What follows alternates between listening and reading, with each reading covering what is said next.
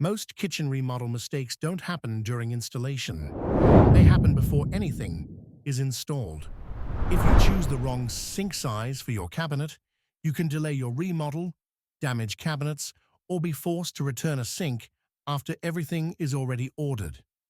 In this video, I'm breaking down sink size versus cabinet size the right way, so you don't make one of the most common kitchen remodel mistakes. One of the biggest misconceptions I see is this: I have a 30-inch cabinet, so I'll buy a 30-inch sink.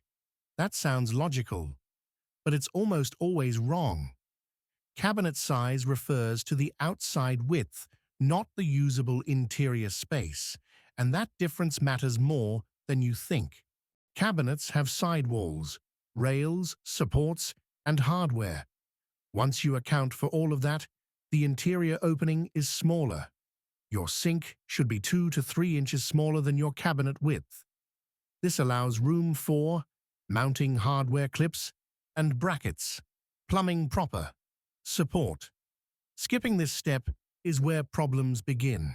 Common mistakes: ordering the sink before cabinets, assuming all 33-inch cabinets are the same, ignoring accessory clearance, forgetting faucet reach, not accounting for sink weight. A good kitchen isn't about trends, it's about planning. When your sink and cabinet sizes work together, installation goes smoothly. Cabinets last longer. Daily use feels effortless. If you're remodeling, slow down and plan this step correctly. Your future self will thank you. Please visit and support our small business. I left the link down below. If this helped you, save this video.